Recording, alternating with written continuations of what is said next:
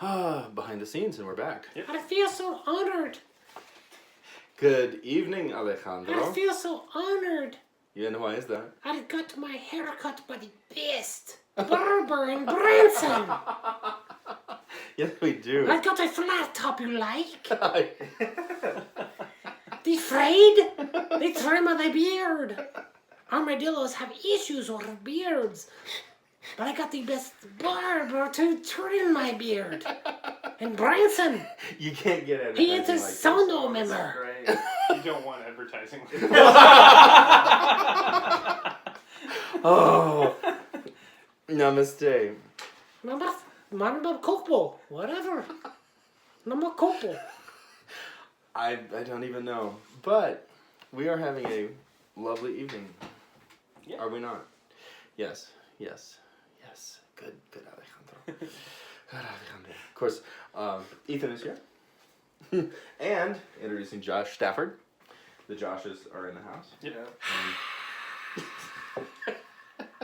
And excited to Josh. Really excited to have you on as and we'll do official introductions, but this is our behind the scenes introduction. Because he was one of our first partners. Yeah, you've been podcast partner for a long time. It's just now that you're here. He's here. Oh, and we got some meaty stuff to talk about. With the potential of making people angry. So. Yeah, I'm glad this isn't live. I was thinking that. No, we'll just pretend. There might be some stuff that needs to get edited out. We'll see. That's what we have him for. Yep. So, with that said, we will go ahead and kick this puppy off. Yep. Off the side of the cliff. It is time permit. Yes, Alejandro. See, I permit. We have a city permit. All better now? Okay. See. Here we go.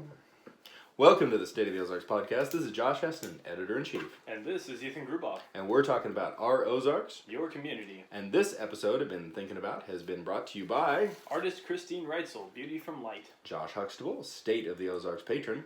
Stafford's Barbershop and Shave Company, the place for men in downtown Branson. Shepherd the Musical, rediscovering America's story. Blue Rock Print Company, upgrade your look. And the Taney County Health Department, creating opportunities for healthy lives in our community. Oh, we're coming off Mother's Day. Yeah. And it's good to be back. Good to be rocking and rolling. You had a busy weekend. Yes. You went to the land of Vision Con, and we've both seen Endgame now. Yeah. So spoiler alert. If you haven't seen it, too bad for you. We may talk about it. Yeah. I think we will talk about it. And of course we've got for those listening rather than watching on YouTube, we've got Josh Stafford coming in to talk about all sorts of cool stuff. Oh yeah. And so how is Vision Con?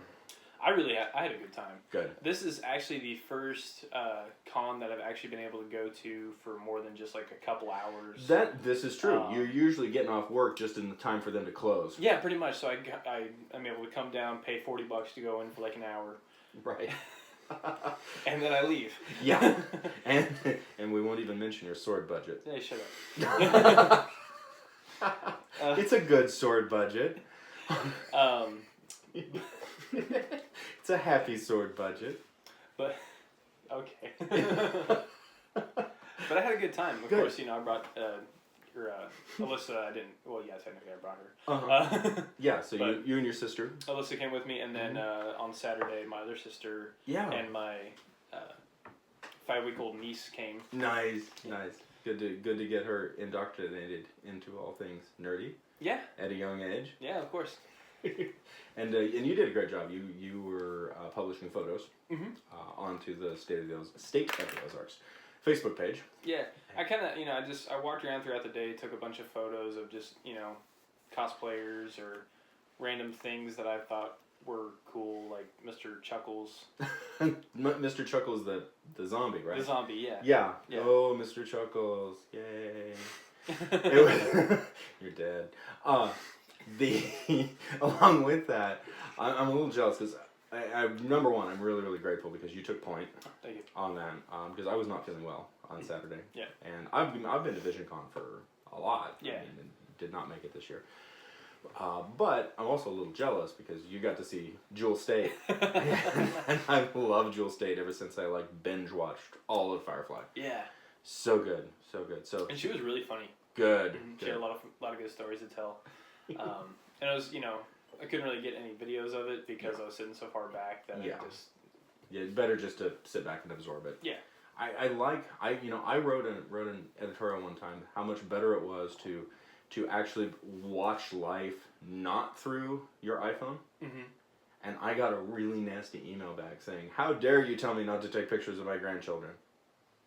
It was an interesting email. They didn't want to be a subscriber. So. Oh, well. Yeah. They're like, "How dare you put me on the email list?" I'm like, "I didn't. I have no idea who you are.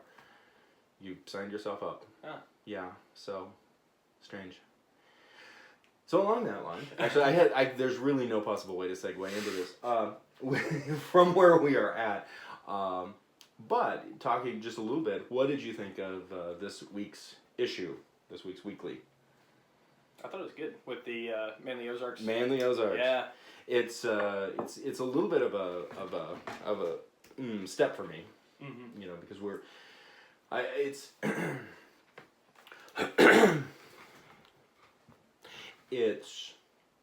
I feel like this is an important phase for the magazine and for our creative community as a whole, and I'm really looking forward to visiting with Josh Stafford about this for a variety of reasons. But it's one of those things, we're going to be dealing with social, cultural issues. I've had a number of people say, whatever you do with State of the Ozarks, do not get political. And realistically, I can't blame them. Yeah. Traditionally, State of the Ozarks has been a politics-free zone. Mm-hmm. And I think there are so many news platforms and news outlets out there that cover politics or sociopolitics.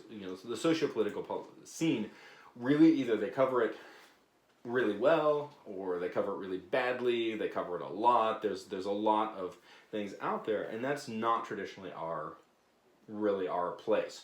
And I'm good with that as editor-in-chief. I am good with that. This does mark a point where we start dealing with some of these essentially themes or chapters, and one of them that we've started dealing with is arcane Ozarks, your dark folk tales and things that go bump in the night in the Ozarks. Satanic goats. Yeah, that's Krampus. He's not a satanic goat. I know, I just said it for No offense against the satanic goats. I've known a few, actually. I used to raise goats. oh, sorry, you're talking about literal goats. Oh, good goats. Sorry about that. No, always good to get you off guard.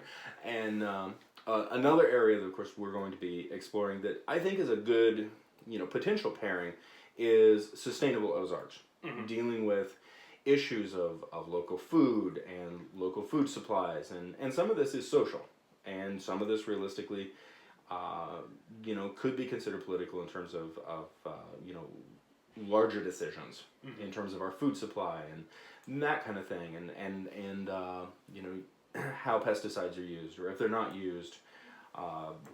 There's a lot of crossover in that, and State of the Ozarks is not a politically affiliated organization, and our news media is not political. But sometimes there are themes that I believe, as editor-in-chief, are very important.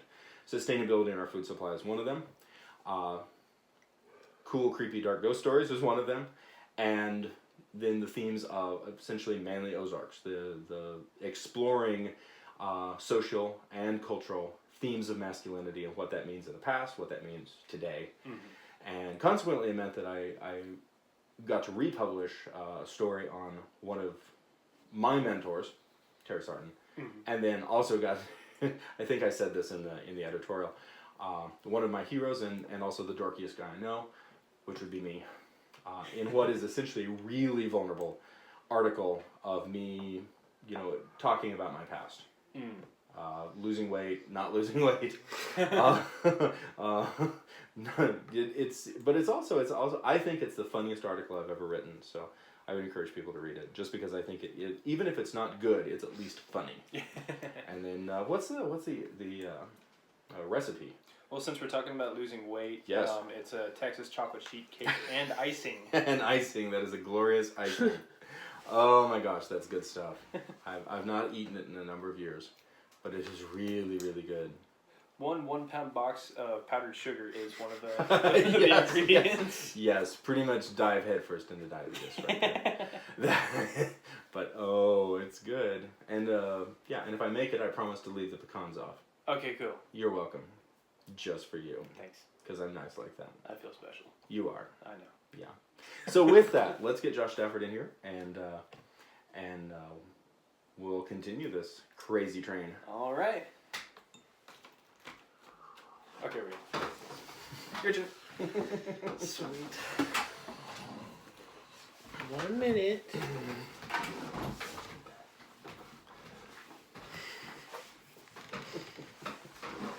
Oh, that's Yeah. funny. No, which part?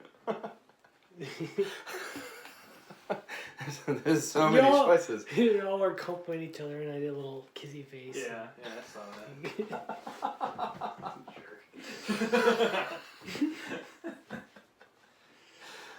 Okay. Like tears in my eyes right now. All right. It's your last chance to back out, because once it starts going, It'll be going. It'll be going. Okay, so Yes, sir. no time limit. Nope. We talk till we're done. Sounds good. Whenever you're ready. You ready? Yeah. All right. Josh Stafford, it's good to have you in the studio. Yeah, it's great to be here. It's we've been talking about getting you in on this podcast for a long time. It's been a long time. I know. I'm excited about this. So we're gonna start with an appropriate and shameless plug for your barbershop, because you are a Stay of the Ozarks podcast partner. Let's start with tell me about your barbershop. Of course, I know I'm there on a regular basis, but let's tell everybody else about your shop. Yeah, so I own Stafford's Barbershop and Shave Company in downtown historic Branson, in between the old Magic Shop and the old Fudge Shop, right downtown Branson. So basically, the reason I made this shop is I realized that there's a lot of men that we just don't have places to go hang out anymore. Women, they can go and get a massage, they can go to the salon, they can do all these things where I guess they get to relax, and they I don't know, they get to relax and be women. And if we go do stuff like that, it just feels kind of weird. Men, we need a way to go be ourselves, feel like men, and get pampered at the same time. So that's what that's there for. So you come to the shop, it's a little bit rustic looking. There's some Star Wars stuff on the walls. Love the Star Wars stuff on the walls. I got a Millennium Falcon hanging from the ceiling, so it's pretty eclectic, but it definitely fits my personality. I mean, I even got Al Capone on the wall, and we got a bunch of different stuff. But I was always inspired by those old shave shops from back in the day. That's what I really wanted to have. And once I found out I was moving to Branson, I decided I was going to be a barber, and that'd be a great place for that. So it is a great place to come get a haircut, but it's also a great place to get a straight razor shave. Yeah, and get your beard trimmed. Yeah, and get your beard trimmed. Yeah, well, let's talk about that. Yeah. I was in the Queen City Beard Mustache Federation competition. So sad I couldn't go. Yeah, that's okay. I wasn't able to be there this year either. But last year You went? I went, and you are the reason I have this beard. Yes. And what else do you have? And a trophy. Got a trophy too. Yeah, yeah. Second place in my category, which I brought down and is on display at the shop because it didn't seem appropriate. I feel like it's a shared trophy. Yep. Right. Yeah. So it is actually off the wall right now. I hate to say that. That's okay. It will be back up though. We're doing a big remodel and got a lot of fun stuff going on. Just making it look a little bit better in there. So need to figure out some a better way to get some stuff on the walls tastefully. So I'm just jealous of the Millennium Falcon. Yes. Because that is a Millennium Falcon that action figures can set. Yes. And that was what I always wanted. I did not. I had an Imperial Shuttle. I had a Y-wing. I had a B-wing. Actually, they're in the other room. I'll get him out later. But I did not have the Falcon, so Oh, I'm sorry. that's okay. This one's missing pieces though, so That means it was well played with. yeah, it definitely was well played with. Yeah. Great Millennium Falcon, love it. And but this is exactly what you said when you came on board as a member. Yep. Quite some time ago now. Mm-hmm. You talked about that. You talked about the need for men to have a place. Yeah, we need to get groomed too. Mhm. It's not just women.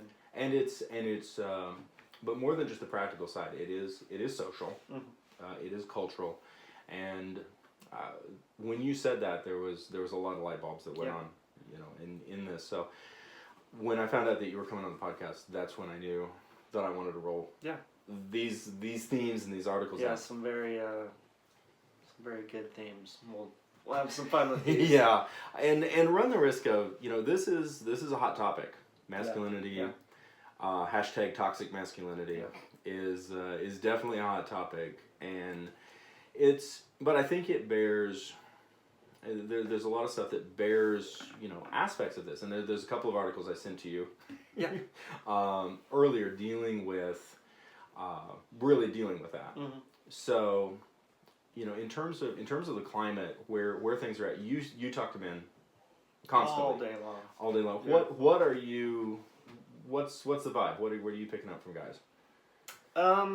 I think guys, a lot of them they're just wanting to stay the same. They're wanting to be men, and we live in a world where everything's trying to go away from that, which is completely fine. But I think there's a certain type of rustic man or a suave man, or I don't know. There's the image of being a man is it's getting ripped away. So yeah, and and with that, I think that there's and I'm going to go out a little bit on a limb here, but one of the things that as editor that I get to do is I get to talk to a lot of people. Yep. Different ages, different genders, the whole bit. And something that I keep seeing is that the polarization that we're being told we have on social media and by the media at large oftentimes is not nearly as dramatic as how people actually interact with each other for the most part. right. Not a big fan of mobs. No, not at all. Whether that's on social media or anywhere else. But I one of the things that seems to be an overarching theme is this attempt to create, or certainly the idea, that there is a lot of division between genders. And I don't think that necessarily has to be that way, or has to be that way as much as we're told that it is. And this was actually something. Now we're gonna get into Marvel territory, so we're really gonna make people mad. But something that we talked about and I'm just kind of running off of this. Of course, this is on the heels of the #MeToo movement, and the whole the situation with Hollywood, and we're being told over and over that the fallout from the Me Too movement is that we have all of these toxic men everywhere. I know that it's not this simple, but I would really postulate that an inordinate amount of toxic men are making really bad decisions in Hollywood, and then telling us that that's the rest of us too, and it's not. Something else too that I'm going to get into later is there's bad people everywhere. It's not just men. It's not going to be women, or I guess there's some terrible women out there too, but you know what I mean. It's equal not opportunity. It's an equal opportunity to be a terrible person. Yes, that's a good point. So it's not just men, and I don't know why it's just men getting targeted. So yeah, I think one of the things, and I do understand it though. And I want to make that point. I understand it. There's terrible people out there, and yes, absolutely. Me Too movement. That's great. Yeah. There's people out there doing things that they shouldn't be doing. So. And it is. But I think that is something that we as human beings, we have a responsibility to help preserve basic civil society. And in basic civil society, what we need to see is very strong, empowered men, given the opportunity to be men, and very strong, empowered women, given the opportunity to be women, and individuals who don't necessarily fit into those categories for a variety of reasons. Because we are a civil society, we hold space. We hold respect for people. But also, it's that there is a lot of space, a lot of positive space for healthy masculinity to develop. And healthy masculinity does not look like it doesn't look like being a girl. Right. It really it doesn't. Well, that's the thing, is we live in a society where everybody wants to be equal. There's equal rights for everybody, which is awesome. I'm for it.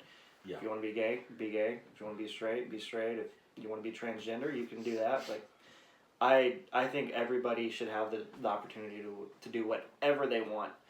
But then us men wanting to be masculine, that's getting targeted too. And yeah, I feel like that's a group that people should be able to do that. You know? Absolutely. Yeah. If you want to be masculine, you can go that route and go ahead and do it. And there's nothing wrong with it. And I think that a certain number of people have ultimately ended up painting masculinity as a whole with a very broad brush, and said that all of that's negative. Right. And because, what we increasingly see is being told that we have to pick sides.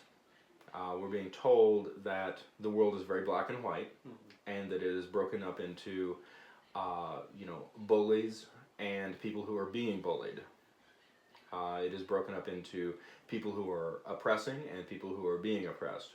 But it's not like that. No, it's much more nuanced than that. And there is that, though. Yes, absolutely. But there's a lot more that goes into it. It's very, very complex, and I think now we were talking about goats a while back. We're talking about goats. Everything that I learned in life, I can bring back to raising goats. And this has been a huge life lesson for me. I used to raise a lot of goats. At one point, we had like over 20, and I was the goat herder. And one of the things that you would learn, goats are very, very smart, and they have they tend to have very human-like personalities, and they're ornery. I loved them. But you would have the smaller goats would be picked on by the larger goats. So then you would have the oppressed goats, essentially, that were getting beat up on. They weren't getting enough food, and of course me being like super advocational, nurturing. Oh, I love my goats. Then I wanted to take care of them, so I would get busy and I'd take all the oppressed goats and I'd put them in their own pen. And as soon as they were by themselves, one of those goats would immediately turn into the bully of everybody else. Right. And I remember like being 10 years old going, what is wrong with you? Don't you understand that you were just like, don't you have any empathy or understanding, because you were just being bullied. Why are you bullying now? And I think this is a concept. Obviously, the whole campaign of anti-bullying, who's not against bullying? I mean, anybody in basic civil society is against bullying. But what that does not take into account, what it refuses to acknowledge, is that anyone can be a bully. Right. Including those who are being bullied. Yeah. And very true. So a lot of times that causes bullying too. Yes. If you're getting bullied, you're going to do the same thing to somebody else. Yes. And I think that there's something that we have not really got our heads wrapped around, is what to do with masculinity. And that's one of the reasons I felt like it, and I feel like it's very, very important to explore these themes. That it's, well, one of the things I'm gonna reference this book, of course, if you're watching on YouTube. There you go. But it's Iron John. It's a New York Times bestseller by Robert Bly, and he really talks about. He gets very metaphorical, very metaphysical. Some of his stuff is on YouTube, but he gets into the importance of myth, and he gets into the importance of archetype, and he gets into the importance of male initiation, the importance. Number one, how crucial it is for men, number one, to, especially at a relatively young age, to be initiated into what it means to be a man. And we do not have, as far as I can tell, and certainly in my own personal experience, we do not have anything like this in our society. We're like, I got my driver's license, I got good scores on the ACT, I'm going to go to college. You know, there's nothing, so much, and a lot of this is certainly, according to Bly and according to a lot of the research that I've been doing, deals specifically with essentially the older men of the village, quote unquote. I mean, that's a semi-primitive term, but of the community, whether that's fathers, grandfathers, uncles, older brothers, taking a mentor role and investing themselves in boys at that really difficult threshold as they turn into men.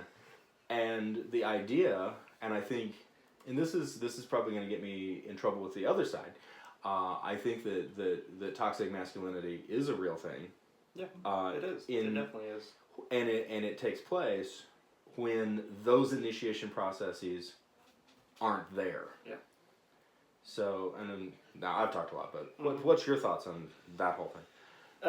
Yeah, no, toxic masculinity is definitely there. I've seen it, and it definitely happens. There's no running away from that, and I think masculinity and toxic masculinity shouldn't even be in the same sentence. That's a good point. So, yeah, I got something I want to bring up, though.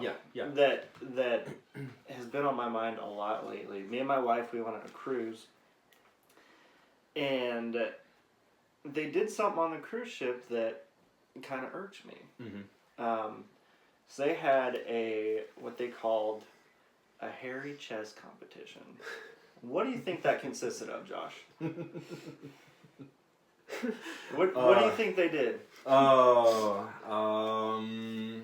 Everybody Yes. takes their shirt off. So that is not even the beginning of it. Uh-huh.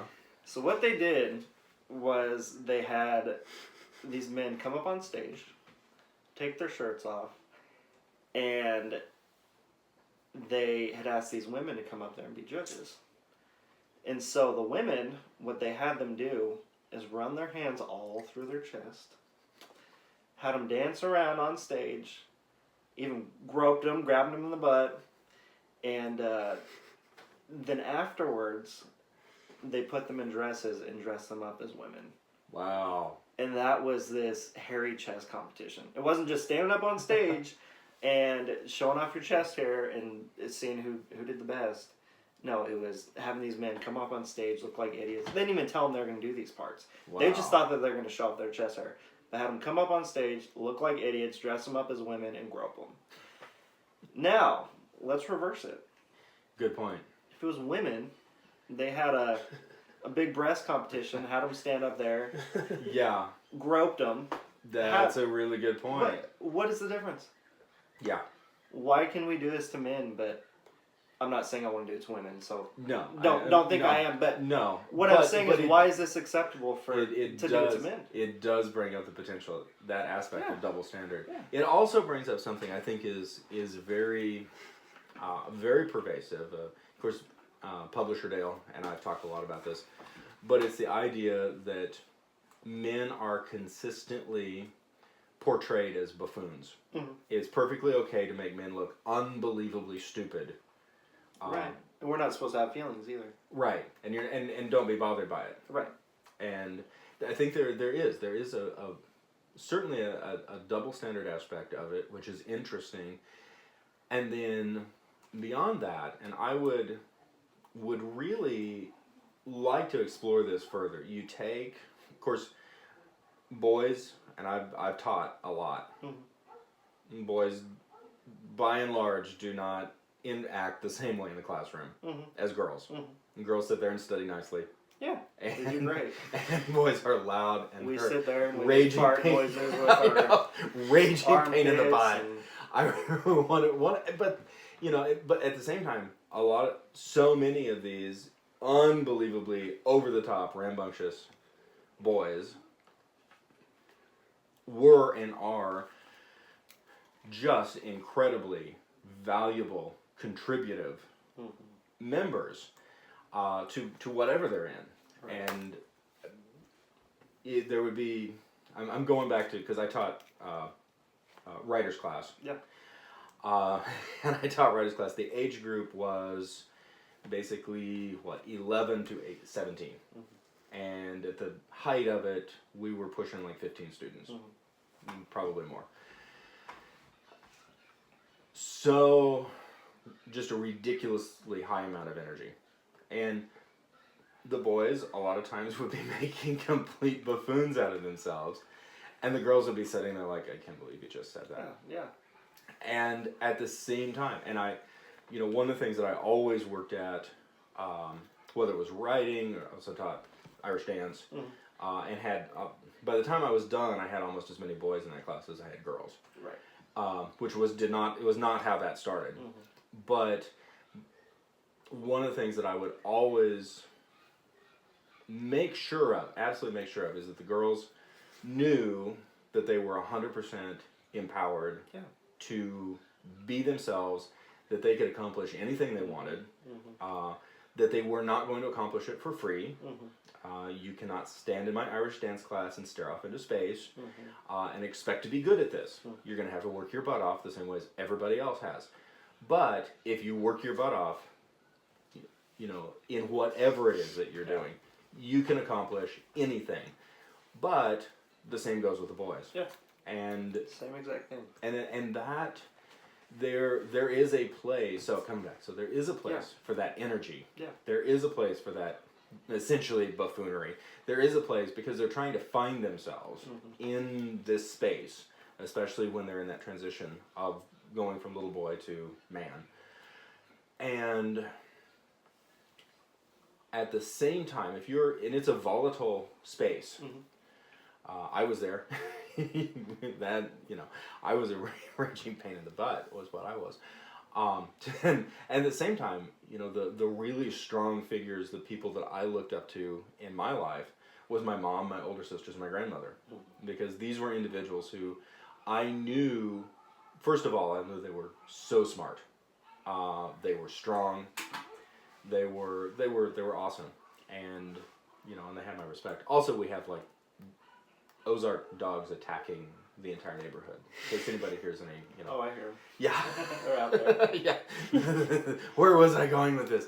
The dogs are attacking. Hounds of Baskerville. Sherlock Holmes. Anyway. The Benedict Cumberbatch. Robert Downey Jr. Watson. But you get in this really volatile place, and I think the importance of these initiatory processes, and simply, I would see these boys begin to change simply if I as a man were willing to show empathy but create structure. I'm gonna pay attention to you because I value you. I'm going to value you, but because I value you, you are not going to get away with crap. And I think, I'm not saying that I've got all the answers by any stretch of the imagination, but I do think that there's something very powerful in older men, the elders of the village, in essence, willing to invest themselves in the next generation of boys. And it creates that sense of, this is who I am. If you take that away, and then all of your media sources everywhere, if you turn on the TV, all the guys are idiots, the guys are buffoons, you watch a standard sitcom, over and over and over, it is opening the door for either an enormous amount of depression, an enormous amount of anger, or both. And so much of the time where other people are seeing toxic masculinity as such a bad thing, and it is, I see so many of these young men as victims themselves of a society that doesn't know what to do with them. I agree with that. Something else to talk about too. Yeah. With initiatory process. Yes. That can sound really bad to some people. That's a good point. So, hazing. Yeah, it's not hazing whatsoever. I think when I think of initiatory process for becoming a man, one of them would be just learning how to go fishing.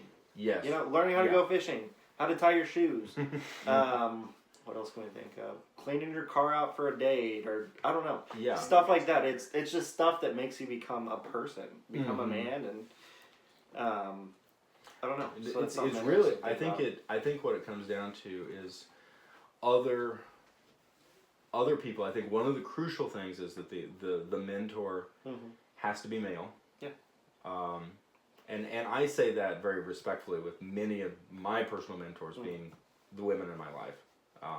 Mentor, for this particular instance, the mentor has to be male, and has to be older. Essentially, the pack of rowdy puppies cannot learn, how to be sled dogs from each other. They have to be trained, and the idea, I think the basic idea is that this, whether it's one or more, essentially elder males of the community, are simply willing to invest themselves in this person. It is such a sense of self-worth. You're going, and I had what was really weird. Of course, the first article was about Terry Sarton, and Terry really worked this role out for me when he took me under his wing to begin training me for weightlifting. And there was, it was, but if you've never experienced it, you don't know what you're missing. Like, how do you know that something's missing, but you don't know what's missing. And I had this experience, and this was relatively early on in the training with Terry, and I've never actually told Terry this, so, I told him to listen when we were doing the podcast. But there was a point, with Terry, it was just an open door. Anytime that he was training, I had the opportunity to come down. He had a gym in his basement. We'd train. And his training was so respectful. It was so positive. I've trained with people before and gotten hurt. I've trained with people before and people have treated me very poorly. And in this case, there was so much respect. There was so much guidance. And Terry was taking his time, which I think is the most valuable thing that any of us have. And he was giving it to me. And without so many words, he was saying, "You have value." It was an amazing, amazing thing for me. And it sounds silly, because this was just a couple of years ago. I mean, it was right after the first Soto Fest. And to be... So I'm definitely grown. I'm running festival, I'm running all this stuff, and all of a sudden here is this individual who would not have to value me. And he's so well trained, and he's valuing me. And at one point we sat down at his kitchen table, and after workout, and he's like, "Josh, I know it's a long drive. It's 20 miles. He's like, I know it's a long drive. Am I doing a good enough job to warrant you coming down?" And I was just kind of speechless, because it was so much more than most people had ever, in this role had given into me. And I was driving home. Now this comes to like the really sappy vulnerability part. There was some other people that I was doing some training with, and quite frankly, it was a toxic environment. And we'll just leave it at that. But in that toxic environment, I kept thinking, what am I doing wrong? This is my fault. I'm being treated badly in this situation because it is my fault. I don't know what it is I'm doing wrong. I have to do better. And I was driving up 65, and Terry's words kept running through my head. And now here's like the really sappy, vulnerable part. I just literally broke down and was crying, because I'm going, if Terry Sarton is willing to value me as a human being and willing to see my self-worth, then I don't have to let random people treat me badly for no good reason. And it was a life-changing moment for me. So I'm the engineer here, Jared. Yeah, I engineered Jared. Anyways, I was raised by a single mom. Yes. And in football, I remember running sprints, and the coach, I wasn't running as hard. Yeah. And the coach was like, "What's wrong?" And I remember complaining or whatever. And it bothered me so much. He called me fat. Yeah.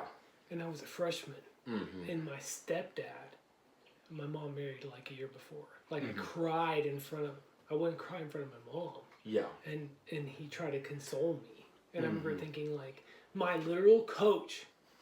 Like I was born in '85, and now I'm 34. My literal coach when I was in 9th grade Mm-hmm.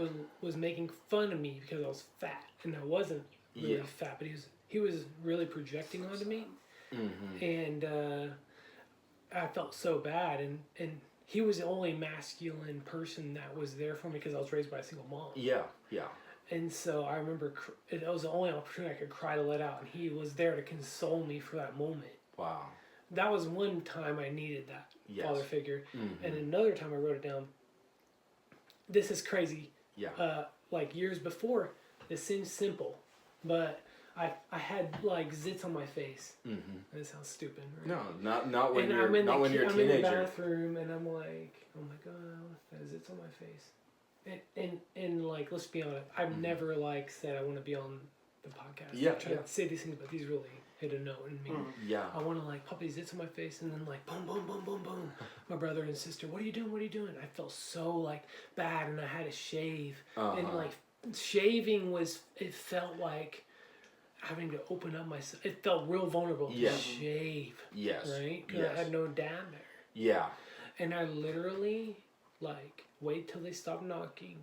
I jumped across the room hallway into my room, opened up the window, and ran outside Yeah. to hide Mm-hmm. until everyone forgot, quote unquote, me being in the bathroom for zits and shaving. Yeah.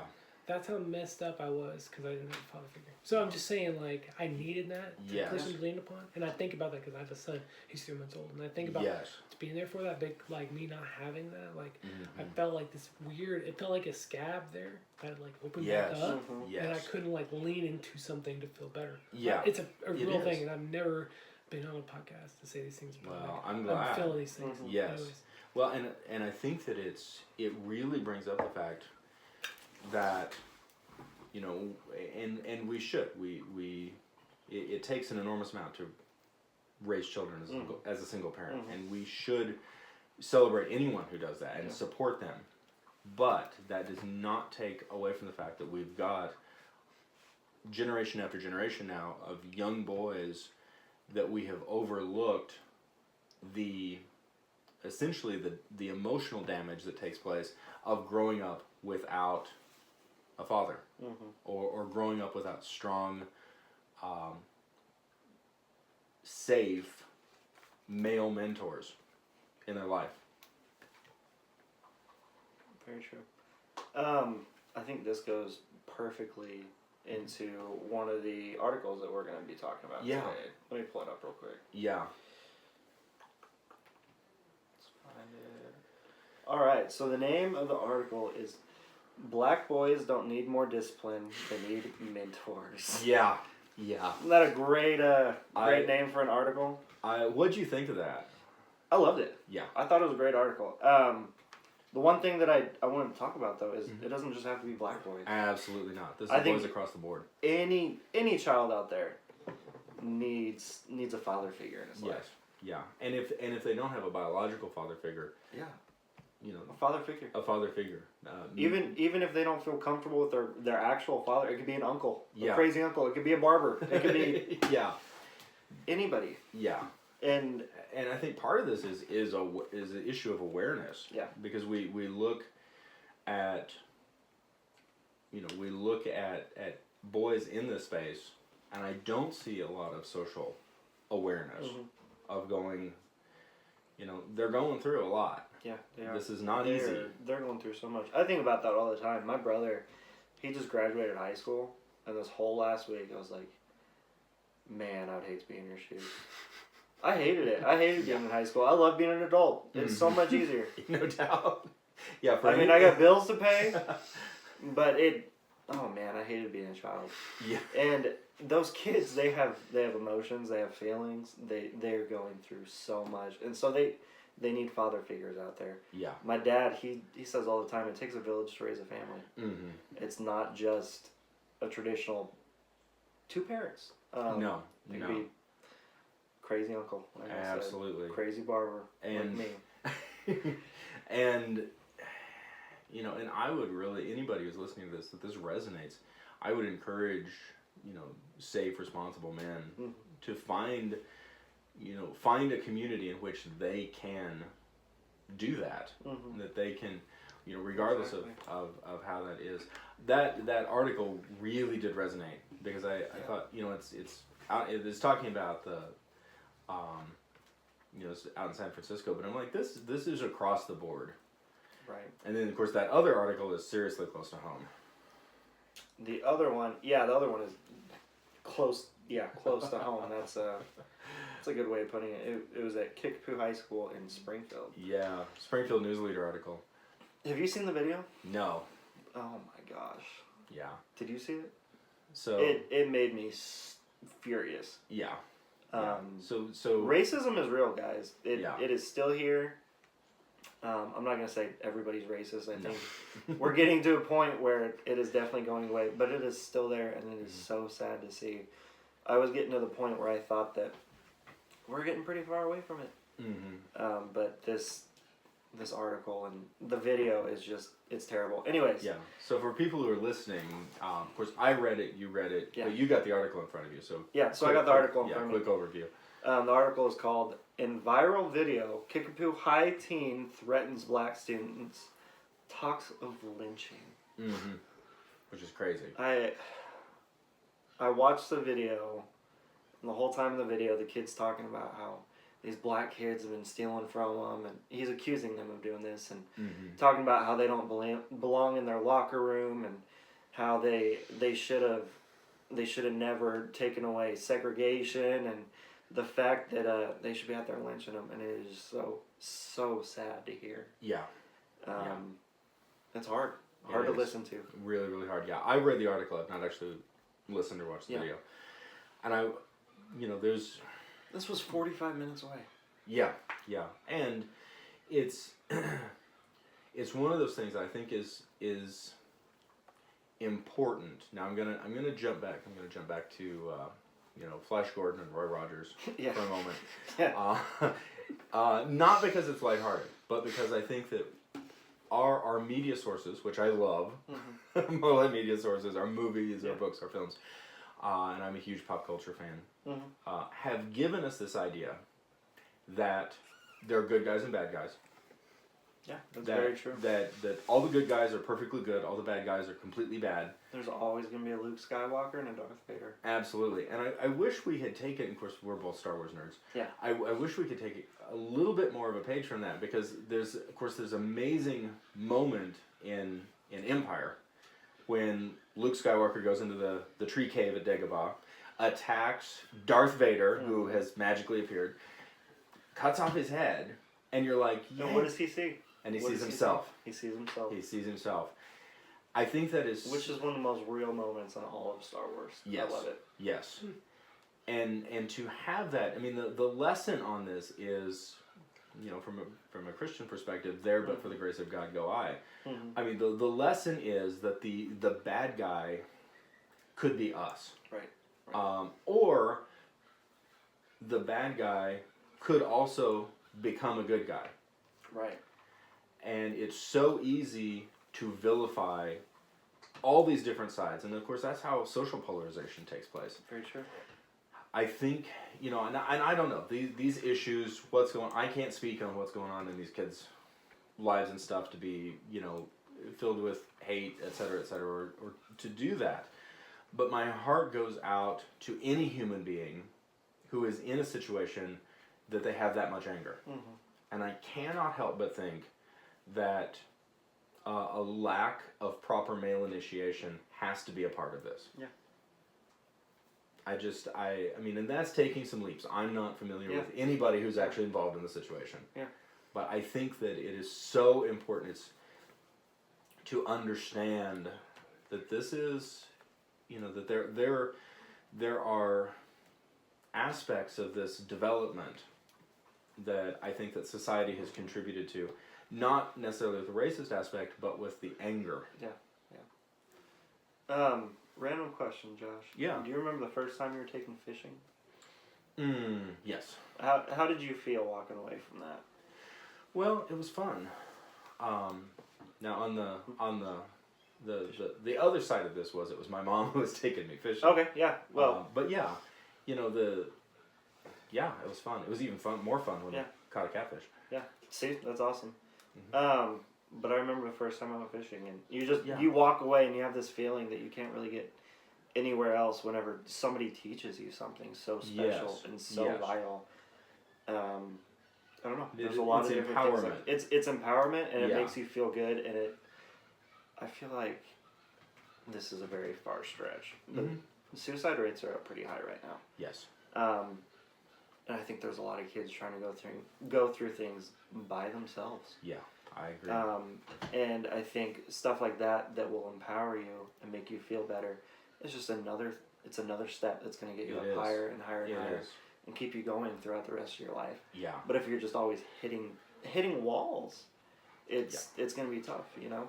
It is, and feeling alone. And we're talking about fishing right now. No, it's a very positive metaphor or analogy, and it's one of those things that. They're fishing back here. It's my tech staff is conspired against me. I'm not tech staff. Whatever. Oh. You were tech staff this weekend on Vision Con. That's true. Thank you. We got some deep, heavy stuff. We need to lighten it up. We do. Can I bring up a subject? Yeah, absolutely. Let's talk about Chubby Thor. Chubby Thor. Oh my gosh. Yes. I love Chubby Thor. Did you? Yeah. Yeah. We were just talking about it earlier. Yeah. There were so many people mad about it. Yeah. I think they just want to see Chris Hemsworth with his shirt off. But I loved it, man. Yeah. Yeah. I thought it was awesome. I love the story arc. I love the fact, and there was a great point. Even still, Fat Thor, he's still worthy. Yeah, he was worthy, which I loved. Yeah. He went through so many different emotions. He lost his whole family. Yes. Yes. I mean, and then he ended up being the reason half the universe got wiped out. A snap. Yeah. Yeah. And he got PTSD. And he went away and he drunk himself. And ate himself. I can relate. Because he had emotions. Yeah. He was an emotional Thor, and heaven forbid that we have superheroes with real emotions. Yeah. And the best part about that is there's a superhero that looks like me. It is awesome. Is he the first plus size superhero? Yeah. Besides the kid from Deadpool 2? The kid from Deadpool 2. You know, Fire Fist? I probably shouldn't bring up Ben Affleck now, should I? Oh my gosh. But no, I can seriously relate, and as at least in the MCU. Yeah. Which is awesome. And as a mostly fat kid, you know, I can relate. It's awesome. There's gonna be other kids out there that have been watching Chris Evans run around with his 6-pack and Aquaman run around with his 6-pack, and they're gonna say, you know what, that guy looks just like me. Show that to the camera. Let's see it. Oh my gosh, yeah, Fat Thor. I thought it was absolutely fantastic. Shameless plug for the YouTube channel, guys. There's a picture of Chubby Thor up. Yeah. And something fun today. Me and my wife, we went and we got a car. And I think that whenever you go get a vehicle, you got to dress to impress. At least get a loan. There's a quote in the office where Michael Scott's talking to somebody, and he's like, "Why are you dressed like you're trying to get a loan?" But so I wore a suit this morning, and then I was leaving to come down here. My wife says, "Why aren't you wearing a suit?" I said, "This is radio. I can get away with this. I'm basically wearing pajamas right now." That's awesome. So, if you guys want to see what that looks like, go on the YouTube channel. Absolutely. You'll see me in my snapback, and Bowling for Soup shirt. I like the You'll see the armadillo too. Bowling for Soup shirt. I put on my Johnny Cash t-shirt just for you. So go check out the YouTube channel. But back to Chubby Thor. Chubby Thor was I thought it was fantastic. awesome. Well, and as a writer, you know, I've written my first novel. Yeah. One of the top writing for a long time now. One of the things that are so important is to show real character progression. Yeah. And you know, he had it. He has it, and of course, you know, Thor Ragnarok is one of my all-time favorite movies. It's so good. It's so good, but like it is so ridiculously tragic, but it's presented in such a lighthearted way that you love watching it because it's so much fun. But oh my gosh, a tragedy. I mean, seriously, his father dies, Asgard is destroyed. It's the whole bit. I mean, everything that was important to Thor was gone. And then the only thing that he had left... Even his main squeeze. Yeah. She's gone. And then coming into Infinity War. Right. You know, I think the idea that you have one... Like, I love the line. You had one job. Yeah, he did. You know, and he screwed it up. He went for the head later, but... Yeah. Sad. But so... It's such a powerful story arc. Yeah. Now, here's a quick question for you. Yeah. Of course, I'm hugely inspired by, not Fat Thor. Yeah. Yeah, he's awesome. and Chris Evans. Yeah. I want a Thor T-shirt because I've got a Captain Get a America chubby T-shirt. What's that? Get a chubby one. You remember those old shirts where they'd have like women in bikinis, like that you get from like the beach. Right. Why don't they have one of just like chubby Thor? Chubby Thor T-shirt that you just wear a chubby Thor. Where bodies. you look like him. That'd be cool. It would. Now here's my question. So these superheroes, these essentially like epitome of fitness. Yeah. Are also it's kind of scary. Yeah. But it's also very inspiring. I mean, it's the reason that at this point I'm spending about 2 hours in the gym, about 5 days a week. Yeah. You know. So where's the balance? This is something I just because I love like I love the fact that Fat Thor is awesome. Yeah, and Chris Pratt in Parks and Recreation. Chris Pratt is awesome. But so I think what is going to be best for you is what is going to be healthy mentally. Yeah. You're obviously thinking about your muscles and all that, which is awesome, Josh. Yeah. And keep doing it. It's great. But if it's getting into it mentally, it's messing you up, then I think you should stop. Yeah. Have you seen the new Ted Bundy movie? No. On Netflix? No, I have not. You guys have all got to go watch it. It's super good. But, so Zac Efron plays Ted Bundy. Wow. He's amazing.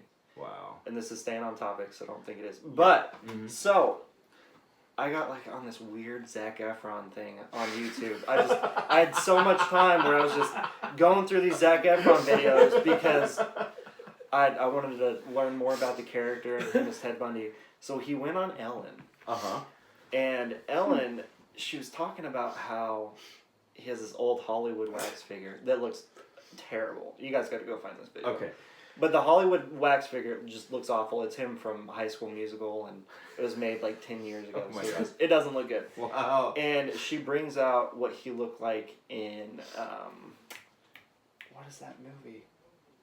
Based off that old TV show, Baywatch.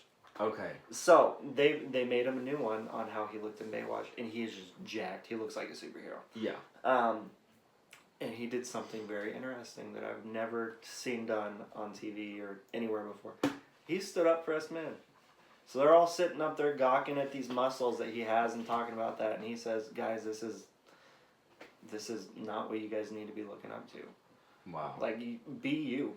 Mm-hmm. And so I thought that was awesome that there's a celebrity out there that's a man saying, "Hey, if you're chubby, go for it, dude." Wow. It's That's awesome. Cool. So that's very cool. It was pretty awesome. Go watch the video. He says it a lot better than I did, but I thought it was really cool that he was telling these men that you don't have to look like that to be happy. Yeah. Yeah. Which, well, and I think at the very isn't talked about. It is not talked about, and I was teaching class here a while back. I had a girlfriend tell me when I was 16 that I need to get a six pack. Wow. Like, she would love me more if I had a six pack. And I don't have one now. That is I'm toxic. happily married. Isn't that toxic? That is incredibly toxic. Yeah. Unbelievable. Yeah. But how that didn't make me feel good. I bet not. It wouldn't make anybody feel good. And it's not talked about for men, so no. I thought that was awesome that he stood up for us. Yeah. And the basic idea that men deserve male mentorship, that they deserve respect and they deserve the understanding that they have emotions. Yeah, we do. That's not too much to ask. Yeah, we got chubby Thor. We got chubby Thor. Oh my gosh, good times. I think we're going pretty. Oh, we're good. We're good. But I wanted to get into something else too. Yeah. So my conspiracy theory that you wanted me to. Oh my gosh, yes! I watched Endgame the second time. What do you think on it? I think I'm leaning strongly that your conspiracy Are you? theory is correct. So I don't necessarily believe wholeheartedly in this, but so if you guys haven't seen Endgame, you should have probably turned this podcast off a long time ago. No doubt. But Here we go. Captain America gets a brand new shield in this movie, Yes. and it is given to him by Tony Stark, Uh-huh.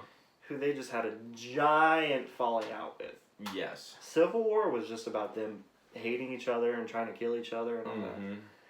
So Tony walks in with his pride. He's like, you know what?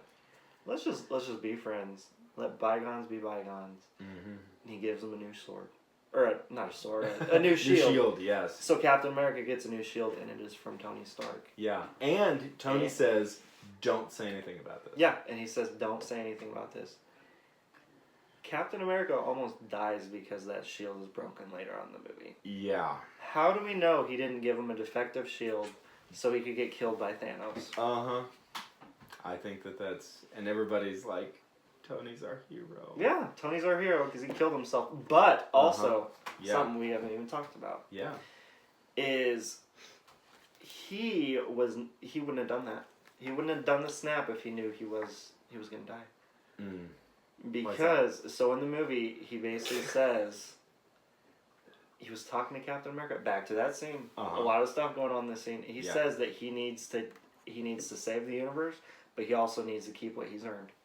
Uh-huh. And then Doctor Strange later on in the movie, he's talking to him, Tony says, is this the part where everyone survives? Yeah. And he says, what does he say? He If says, I tell you, it won't happen. it won't happen. Yeah. So if Doctor Strange said, you're going to snap your fingers and you're going to die, he wasn't going to do it. Mm-hmm. Isn't that interesting? Yes, it is. So Tony isn't that big old hero that we... Uh-huh. think Oh he my is. gosh. I saw a meme that had it was a movie poster for... I also don't like Captain America, so... But No, I can't wear my Captain America t-shirt. you still can. I liked him a lot in this movie, actually. So we're going to dig into this. This is fun. Thank you. Pause for station break. Oh. Damn, that's good. So. How dare you spill the spoilers, Josh? My favorite Barber spilled the spoilers of my favorite movie. I'm sorry. You didn't see it in time. You didn't see that the Russo brothers... It's put out okay, I saw the something- memes. It's okay. Okay. So there's meme that it's just a photo of Endgame poster with Iron Man on it, or Tony Stark with Robert Downey Jr. And somebody has put a bouquet of flowers in front of it Really? as a memorial. Huh. In front of the movie poster, like this random person distraught over the death of Iron Man has of Tony Stark. It's just... That's insane. I know. Dude, I haven't told you this either, Yeah. I don't think. But, so I saw this movie 4 times somehow. Uh-huh. And the third time I went, so every single time I've gone, people have cried. Yeah. But they have not sobbed. Mm-hmm. Like, you can't really hear them crying whenever you watch it. The third time I went, I was sitting in between this guy that was huge. He looked like he could have been Andre the Giant's nephew or something like that. He's a big dude, awesome guy. Yeah. And then on the left of me was this couple, and the lady was sitting on the left-hand side of the gentleman. But so the scene where Tony dies, they start sobbing, dude. Wow. It was so loud, you could hear it throughout the whole theater. So I'm just sitting here in between these two people sobbing extremely loud and crying because Tony Stark died. These are fictional characters. And you're sitting there going, Y'all are he gave Captain America a Yeah, crappy he- sword, a crappy shield. And I'd seen the movie 2 other times by this point, so I wasn't really hit with any emotions because I knew it was coming. But Oh my gosh, that is awesome. it's great that movies can do that, though. It is, because it is Those emotions. it's modern mythology. It is mythology. And It's our these mythology. characters become archetypes for us for a variety of reasons. So I gotta know, why do you not like Captain America? He's too much of a goody two-shoes. Fair enough. Yeah, he is. Fair enough. He, I think Chris Evans is a great actor. I loved him in the Fantastic Four. I think if he was like that as Captain America, I would just love him so much. But he was so full of himself. Another theory floating around out there is that he was full of himself and he couldn't lift Thor's hammer before. And so in this movie, he's changed a little bit, and I like him a lot more. He has a lot more humility, and he's not judging everybody. That's a good point. And he is finally worthy. Wow, because of his humility. Because of his humility. And I think we'll kind of walk our way out of this at this point. But let's run with this theory that Tony Stark was so angry at Captain America, at Steve Rogers, that he gave him a shield that could end up getting him killed. Yeah. Okay. Running with this, one of the things I love about this conceptual theme is that our heroes can also be villains. Yeah. Our villains can also be heroes. This is something that I think in so many cases, we have to take into consideration before we rush to judgment over somebody who has done something terrible or has said something terrible. That kind of thing. We have to understand these kind of balances because in so many cases we're just dealing with people. And on one hand, people are some of the funniest people that you're ever going to meet. Yeah.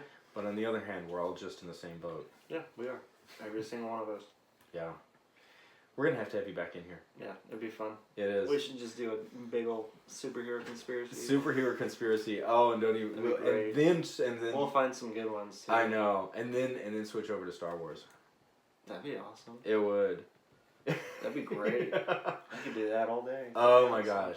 Josh, it is so cool that you're in here. Yeah, definitely. We'll do it again. We'll make this happen. Yeah. Awesome. Cool. Thank you. You're welcome, man. Oh, is that it? That's it. Awesome. We'll do Stafford, outro. we have done a lot of sponsors. Yes. But out of all of them, the most I've heard most from Dale and Josh is you.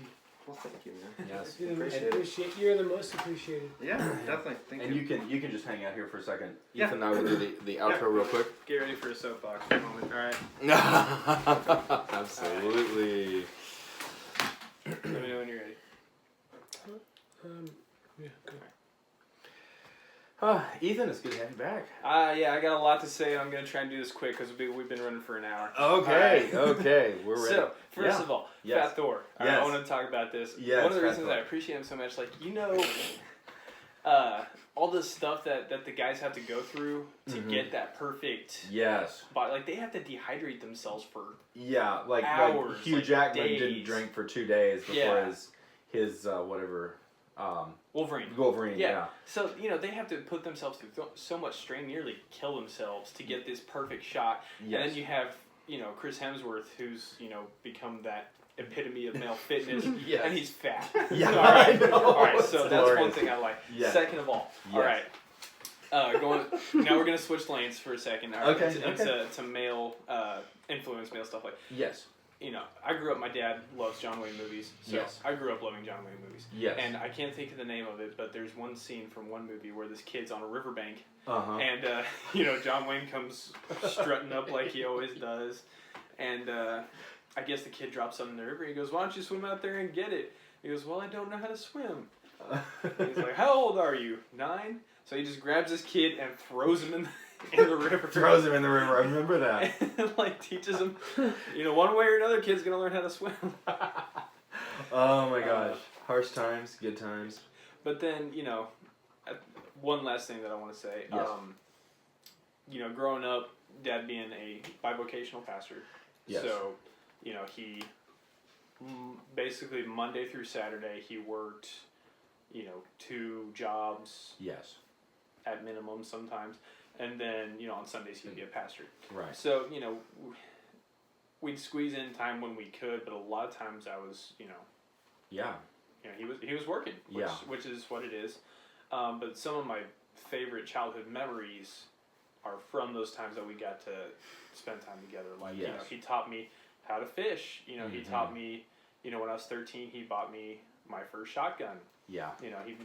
He's taught me how to shoot guns, how to handle them responsibly, Yes. how to canoe, stuff like that. So I think that having a male influence, no matter how much has a huge impact on a person. Yes, it does. So, all right, that's where I want to end it. Awesome. Well, appreciate you, Ethan. Yeah. Appreciate Thank you, bud. So to learn more, visit us at stateoftheozarks.net. sign up for the State of the Ozarks weekly email. Like State of the Ozarks on Facebook. Follow at Soto Media on Twitter. Subscribe to Soto Media on YouTube. Follow us on Instagram at State of the Ozarks. And subscribe to this Been Thinking About podcast on iTunes. Thank you for listening to Been Thinking About, the State of the Ozarks podcast with Josh. And Ethan. And this is our Ozarks. Your community. All right. Let me just say this. I have